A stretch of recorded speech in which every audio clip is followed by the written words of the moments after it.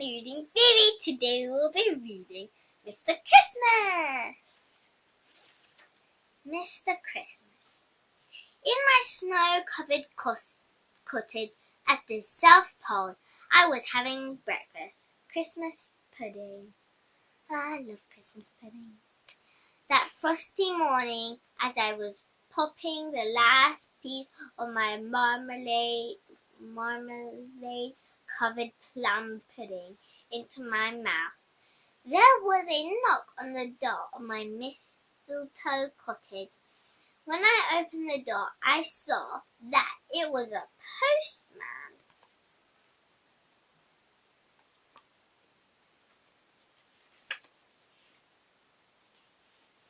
"Hello, Percy," I said.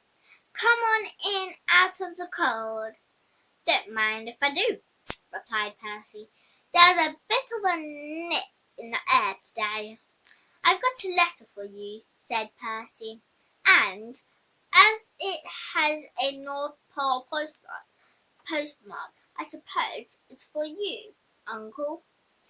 Everybody at the South Pole knows about the famous uncle who lived at the South Pole. "Good old Father Christmas," I chuckled. "Haven't heard of him from ages." "Well," remarked Percy, "thanks for the warm-up. I had better be off now. Bye."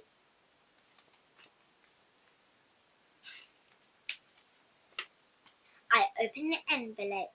"Dear nephew," read the letter. "I hope it's all well down there. We are busy as usual up here getting things organized for Christmas, which is one of the reasons I am writing to you. Can you help?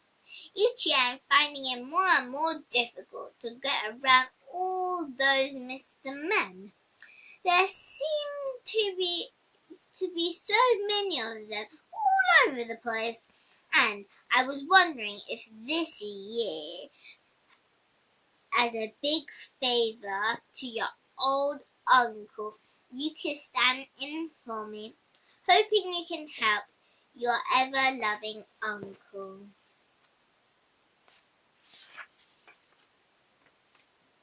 That very evening, I put through a long-distance call to the North Pole of 250 degrees. "Hello," chuckled a rather deep voice, rumbling at the other end of the telephone. "Father Christmas speaking." "Hello, Uncle. Your letter arrived this morning, and I'd love to help." "Oh, good for you," the voice rumbled in my ear. "If you had a pencil and paper, I'll give you the men's names and address. I'd no idea there were so many of them," I said. Do you think you can manage?" asked my famous uncle. "I'll lend you a couple of reindeer if you like." "Oh, no," I said. "I can manage."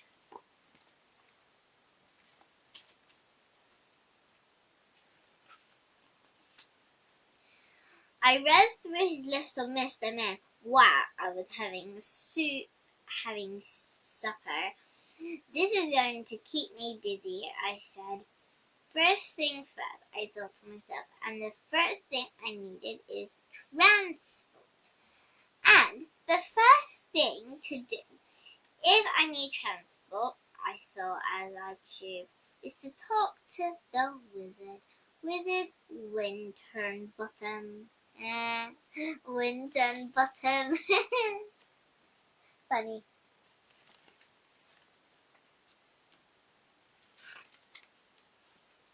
The following morning, I set off to see the wizard.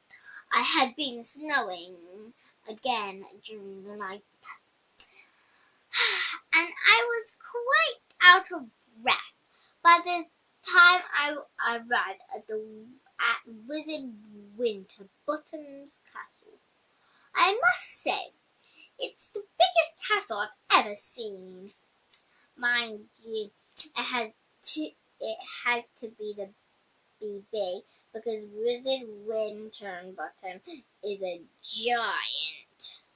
Jeez. And there, goodness knows how many times taller than me stood the huge figure of Wizard Winterbottom. Christmas, he boomed in a voice that made my head spin. How nice to see you! Come in, follow me! Gee, that's a big wizard. Probably like 11 times taller or something. Now, thundered Wizard Winterbottom, what brings you on a cold winter's morning like this?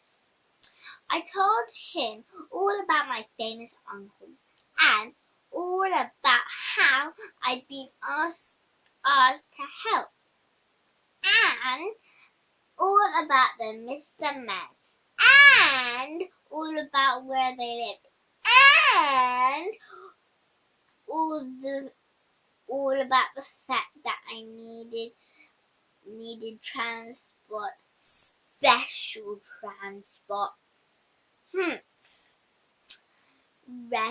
Retorted the wizard. Can you help me? I asked hopefully. Yes, he said eventually, but I can't do anything until the middle of next week. Thank you very much, I replied. Goodbye, I shouted, but he didn't even hear me. He was already too busy thinking. The minute that I couldn't even see Christmas, he's so tiny in the little chair in the corner. See? So tiny.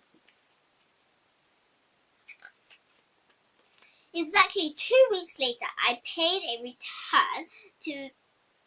return visit to the enormous castle. Hello, Christmas, boomed the giant voice. He took me into his kitchen, lifted me up onto his enormous table, and set me down with a bit of a bump.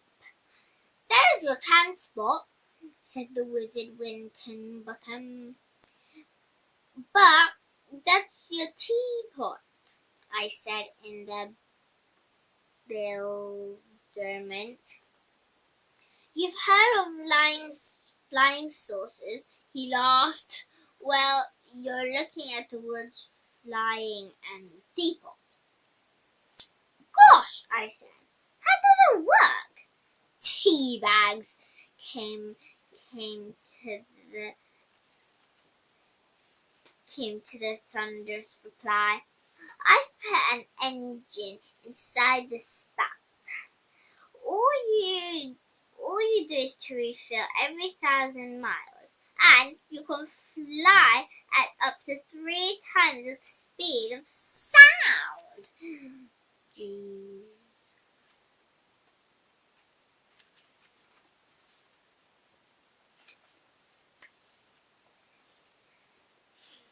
We took the flying teapot outside the castle, and I pressed the start button on in great excitement.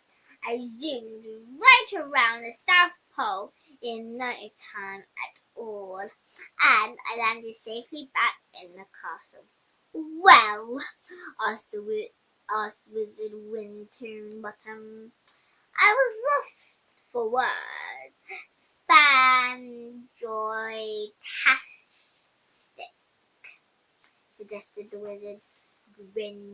I grinned. Absolutely, I replied.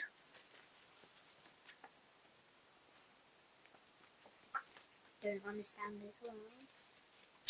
That evening, I sat down and made a list of Christmas presents for all the Mr. Men. Another list, a very long list. I didn't finish until 3 o'clock in the morning. 3 o'clock in the morning? Jeez, so early. I spent the next week and a half wrapping up all the presents, and almost before I knew it was December the 24th arrived. Christmas Eve! It's going to be a long day, I thought to myself as he packed all the brightly coloured parcels into my flying teapot. It was snowing lightly as I took off from the South Pole. Gee, that is a lot of presents. How does it fit in a teapot like that? I mean, it was a giant wizard's teapot, so that Christmas Eve, I was needed a very long day and a very long night too. In the moon, I just disappearing over the horizon of Loudland when I delivered the last of the presents to Mr. Quiet. I was quite exhausted. Wait, but if Mr. Quiet lives in Loudland, then shouldn't he be loud?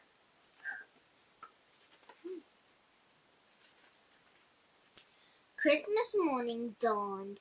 All over the world, everybody started opening their presents.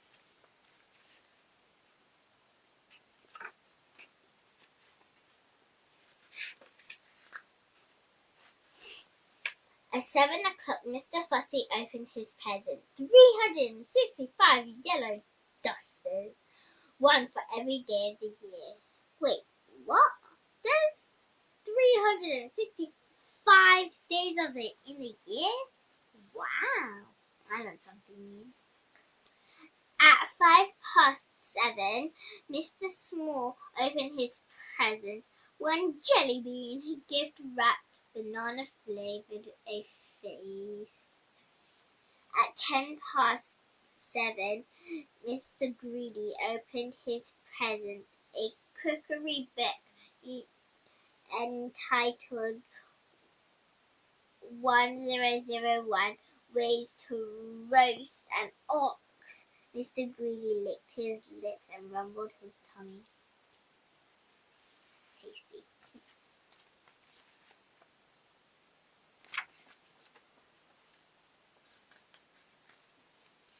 At 7:15, Mr. Talk opened his present. Socks! Striped socks! The longest, stripiest pair of stretchy socks you've ever seen.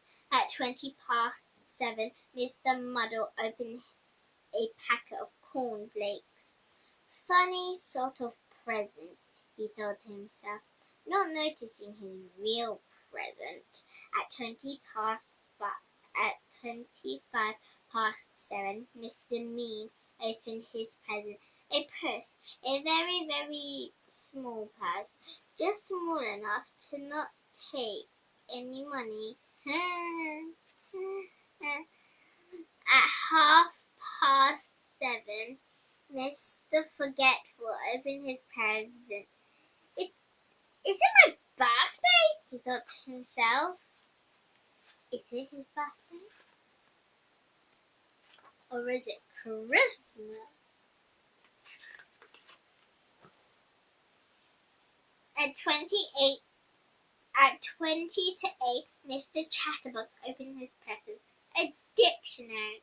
How very, very, very, very, very, very, very, very useful, he murmured. At 7:45, Mr. Topsy-Turvy opened his present. A picture. How nice, he said as it hung on the wall upside down.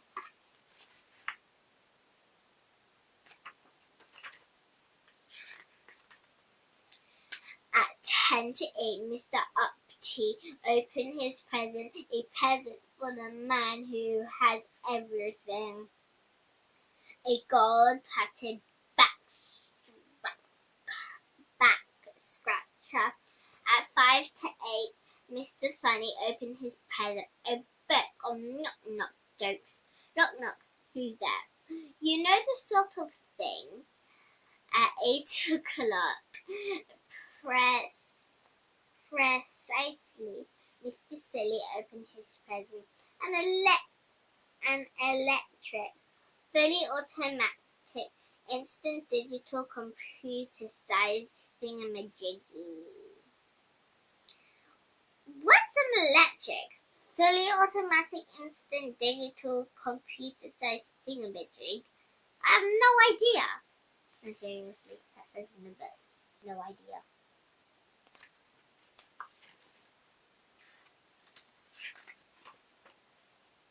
Just after 8 o'clock that Christmas morning, the telephone rang. "Hello," rumbled a voice. "Hello," I answered. "Happy Christmas." "That's me," laughed Father Christmas. "And happy Christmas to you too." "And that's me too," I replied. "How did it go?" Father Christmas asked me. "Just got back," I said. "Me too," sighed my uncle wearily. "I had a bit of a problem in France," he added. "Got stuck in a chimney. It's all those mince pies," I chuckled.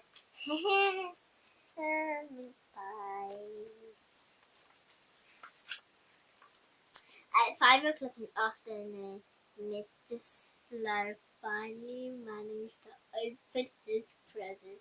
At 5 o'clock in the afternoon, it was time, and the day New Year's Eve. He opened his present at New Year's Eve? No way. The end. Hope you guys like this video. If you did, smash that like button, hit the bell notification, subscribe so you can see my videos. Bye guys!